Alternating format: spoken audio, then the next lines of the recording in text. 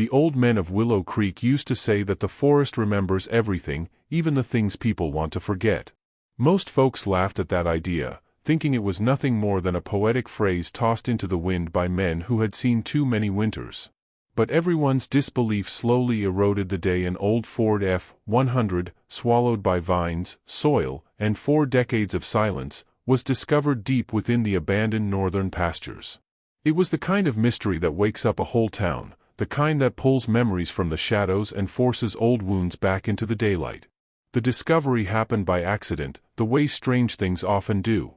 A young couple from out of town, Lucas and Amelia, had recently bought a piece of cheap land on the outskirts of Willow Creek, intending to turn it into a rustic campsite.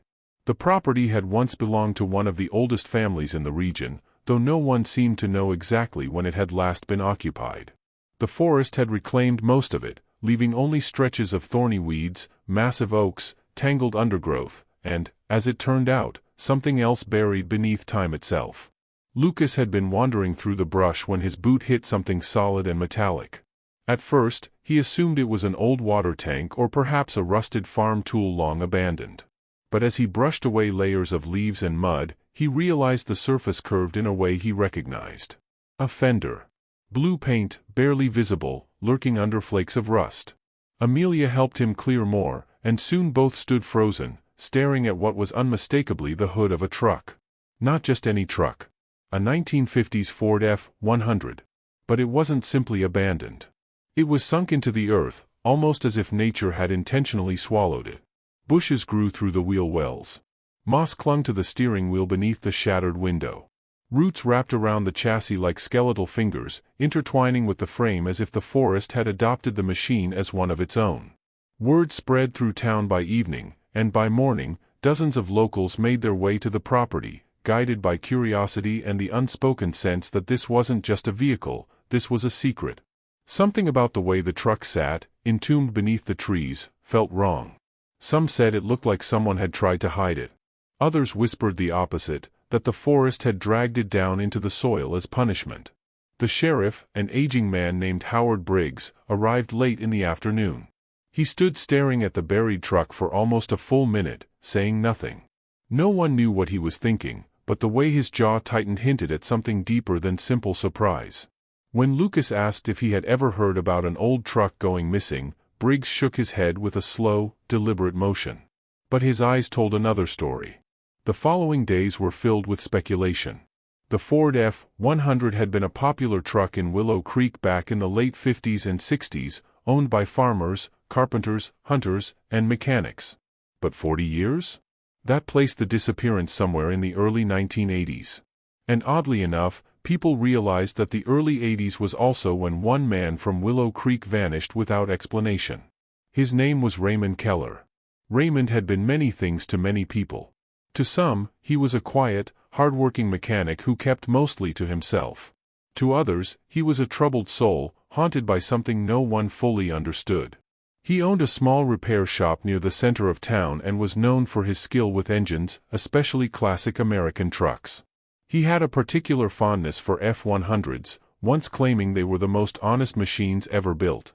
In 1982, Raymond disappeared. No note. No goodbyes.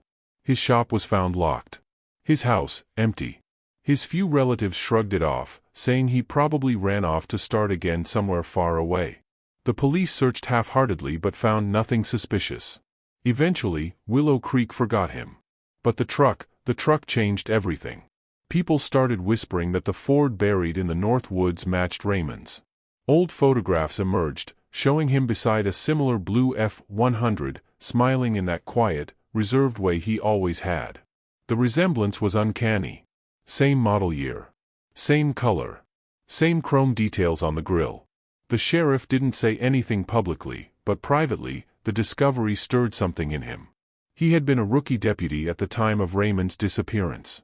He remembered the day they checked Raymond's house and found his tools neatly arranged, his bed made, his clothes still hanging in the closet.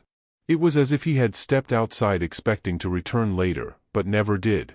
Now, the idea that the missing truck could be his reopened an old wound. Maybe Raymond hadn't simply left. Maybe something had happened to him out there, in the forest? A team of volunteers helped dig around the truck, trying to free it from the soil without damaging it further. As they cleared away layers of earth, they found something else.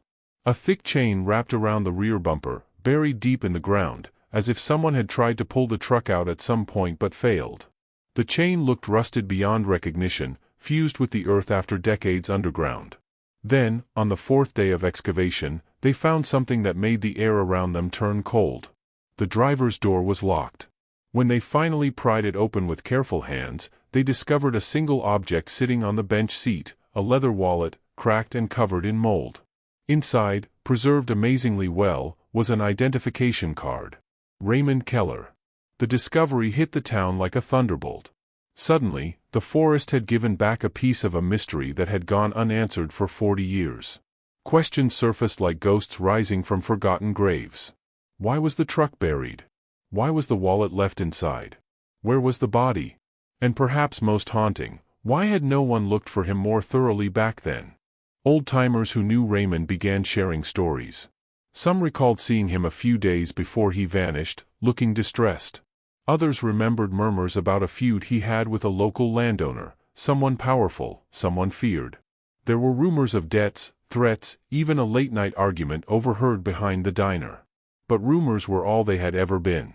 Nothing concrete. Amelia, who had an uncanny sensitivity to stories hiding beneath silence, felt something unsettling about the whole situation. She started digging into local archives, reading newspaper clippings from the 1950s to the 1980s, searching for any mention of Raymond, the land, the truck, anything that could connect the dots. She found only fragments, whispers of tension, mentions of missing livestock, vague hints of property disputes. Nothing that explained why a man would end up seemingly swallowed by the earth along with his truck. Meanwhile, Lucas spent his nights studying the truck itself.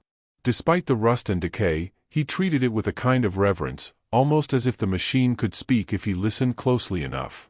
He noticed unusual dents around the rear fenders, as if the truck had been forced backward violently. The windshield had a crack that radiated outward in a star shape, evidence of an impact from the inside. Something had happened in that truck. Something violent. One night, while sitting by a small fire outside their tent, Amelia said quietly, "It's almost like the truck was trying to run from something." Lucas didn't laugh. He stared into the flames and nodded slowly. As days passed, townspeople flocked to see the strange relic. Some were fascinated. Others uneasy. A few insisted the land was cursed. Others argued it was simply a tragedy, long forgotten until now. The sheriff, however, had reached his own conclusion. This wasn't an accident. It wasn't a random disappearance. Someone had intentionally tried to hide the truck. And whoever had done it had succeeded for almost half a century. Sheriff Briggs visited the site late one evening when most people had gone home. He ran his fingers along the cracked paint, remembering Raymond, not as a missing person, but as a friend. They had shared coffee at the old diner, talked about fishing, joked about engines. Raymond had been quiet but not unhappy. And he certainly hadn't seemed like a man preparing to leave his entire life behind. Briggs leaned into the open driver's side door and looked inside the cab. The old vinyl seat was torn, stuffing protruding like dried roots. The smell of earth permeated everything. His flashlight beam traveled across the dashboard until it caught something, a faint scratch carved into the metal. Not deep, but visible. 3 letters. RTK. Raymond Keller had signed the truck, perhaps during its final moments above ground. Briggs stepped back and took a deep breath. He knew what he had to do. He had to reopen the investigation and dig deeper, not just the forest soil, but the truth buried beneath 40 years of silence. That night, a storm rolled into Willow Creek. Wind howled through the trees, branches thrashed, and rain fell in heavy sheets. Lucas and Amelia took shelter in their tent, listening as thunder cracked across the sky. Somewhere out in the darkness, the buried F-100 sat half-exposed, its rusty frame glistening under the storm, as if the rain were washing away decades of dust and secrets. And deep in the ground beneath it, something waited. Something that had been hidden far too long. When the storm finally passed, Willow Creek awoke to a morning washed clean. Mist clung to the forest floor, drifting between the trees like pale smoke. Lucas and Amelia walked back to the truck site with steaming mugs of coffee, expecting to find everything just as they had left it. But the storm had shifted the earth again. Large sections of soil had collapsed around the F-100, revealing more of the truck's undercarriage. And below the driver's side door, they found something they had missed before. A shoe. Old, half-decayed, and tangled in roots, but unmistakably human. The moment Amelia saw it, her breath caught in her throat. Lucas crouched, brushing away the wet earth with trembling hands. The shoe was buried deep, indicating that the body, if it was there, had been pulled into the ground long before the truck settled into its grave. Neither of them spoke. They didn't have to. They knew what this meant. Sheriff Briggs arrived within minutes after Lucas called him. He moved slower than usual, as if the weight of 4 decades pressed against his shoulders. When he saw the shoe, he swallowed hard. It was a man's work boot.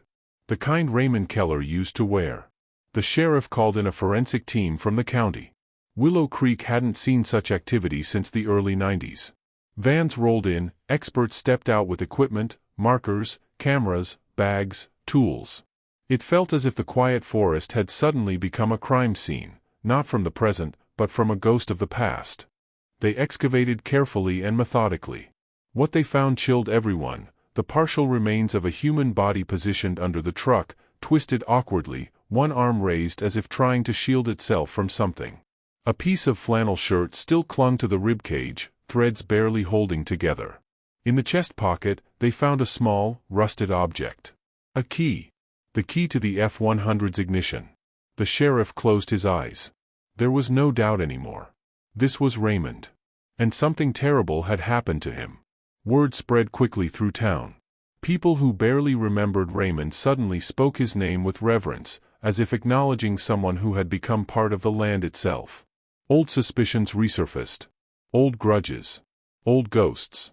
The investigation became the center of everyone's attention. Newspapers from neighboring cities arrived to document the story.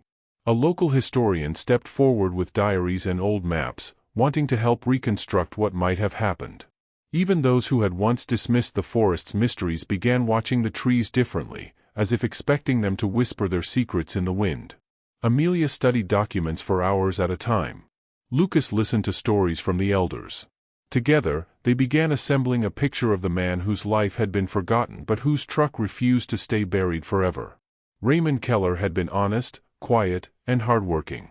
But he had one enemy, Wyatt "Red" Maddox, a powerful landowner who controlled most of the northern farms. Red was known for his temper, for his ruthless business dealings, and for the way he treated people as though they were obstacles to be moved rather than human beings. And Raymond? He had worked for Red briefly in the late 70s before quitting abruptly. People whispered that Red had accused him of stealing tools. Raymond denied it. They argued. Loudly. At the diner. In front of half the town. 2 weeks later, Red claimed someone had cut his fence and stolen his prize bull. Then someone slashed the tires of his truck. Then a barn was set on fire. Red blamed Raymond for all of it. No one knew if he was guilty or not, but Red believed it. Or said he did. Sheriff Briggs, who had been a young deputy at the time, remembered the reports. He remembered interviewing Raymond, who insisted someone was framing him. But the case had gone nowhere. And then, suddenly, Raymond vanished. That was the same year Red Maddox bought the land where the truck had been found buried. But Red had died in 2004, taking whatever truth he knew with him. The forensic team concluded that Raymond had suffered blunt force trauma to the head. He hadn't died instantly, he had likely been unconscious when the truck was buried. That meant someone had wanted to hide him, and his truck, forever. As the investigation deepened, Amelia found something remarkable in an old county archive, a survey map from 1983. The land that Red owned then had a narrow access trail leading directly to the area where the F-100 was found. A trail that had long since been reclaimed by the forest. A trail Red had ordered closed, under the excuse of erosion control. Lucas found something too. He noticed that the chain attached to the F-100's bumper had been cut, not snapped, not broken, but sliced clean with a tool. The forensic team confirmed it had been cut by a heavy-duty bolt cutter. That meant someone had tried to drag the truck deeper into the woods, or pull it out, and then changed their mind. Maybe the attempt damaged the truck. Maybe the argument turned violent. Maybe Raymond fought back. The sheriff became obsessed with finding the truth. He read every old report, re-interviewed every living witness, searched every inch of the land. One evening, he sat alone inside his office, staring at a picture of Raymond. Next to it, he placed a photo of Red Maddox. He remembered how Red had once bragged about shutting up trouble for good, but had never given details. At the time, the sheriff had dismissed it as typical Red exaggeration. Now, the meaning changed. But there was one piece missing. One question no one could answer. Why there? Why bury the truck so deep in the forest, on land Red owned, but so far from his home? It was Amelia who found the clue. While digging through old land records with Lucas, she found that in 1979, 3 years before Raymond vanished, Red had applied for a permit to build a large livestock facility on the northern part of his land. The project never happened. The application was denied due to environmental concerns. But Red had cleared part of the forest already. And in clearing it, he had created a flat pit. A pit that, in the following years, filled slowly with leaves, rain, soil, and the creeping advance of nature. A pit just deep enough to hide a truck. Suddenly the timeline made sense. Red had known where the pit was. He had used it. Raymond never stood a chance. The final breakthrough came when an elderly woman named Margaret Wilson came forward. She had moved into a nursing home years earlier and rarely left her room. But when she heard about the truck on the news, she asked to speak with the sheriff. Margaret had been a friend of Raymond's mother. In 1982, she had seen Raymond the night he disappeared. He had come to her house, panicked, asking if he could stay the night. He said he feared Red was after him. Margaret tried to convince him to call the sheriff, but Raymond refused. He said Red had friends everywhere. Later that night, Margaret heard a truck engine outside. She peeked through her window and saw 2 trucks driving north toward Red's land. One of them looked like Raymond's F-100. And behind the wheel of the other, she was certain she had seen Red Maddox. She had been too afraid to come forward then. Red frightened her. In a small town, powerful men cast long shadows. 40 years later, the shadow finally lifted. The sheriff gathered all the evidence, Margaret's testimony, the land records, the forensic reports, the maps, the dents in the truck, the cut chain, the burial site. It painted a picture so clear it hurt to look at. Red Maddox had confronted Raymond. Maybe accused him again. Maybe threatened him. Maybe struck him. In the scuffle, Raymond was injured. Red, fearing consequences, hid him in the pit and buried the truck. It was sloppy, but deep enough that nature finished the job. And Raymond, unconscious but alive, died under the soil. The sheriff held a small memorial service for Raymond Keller. Only a handful of people came, mostly older residents who still remembered him. The forest was quiet that day, as if listening. Amelia and Lucas attended. They stood hand in hand, feeling as though they were part of something much bigger than themselves. They had brought a man's story back into the light. They had given him a voice again. They had given Willow Creek closure. But something else happened too, something unexpected. The Ford F-100, once removed from the earth and placed onto a flatbed, looked less like a relic of tragedy and more like a relic of endurance. Despite the rust, the dents, the moss, the broken glass, it remained a symbol of the life that once burned inside Raymond Keller. A symbol of a story that refused to stay buried. Lucas asked the sheriff if he could restore the truck. Not to erase its past, but to preserve it. To give it a second life. Briggs agreed. And so, in the months that followed, Lucas worked carefully, lovingly, on the F-100.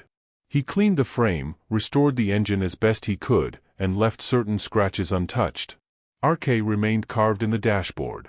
When the engine finally roared to life one evening, the sound echoed across the land like a heartbeat awakening after a long sleep. Amelia swore she felt a chill in the air, not of fear, but of peace. The forest, after all, remembers everything. And sometimes, when the truth is finally uncovered, it lets go.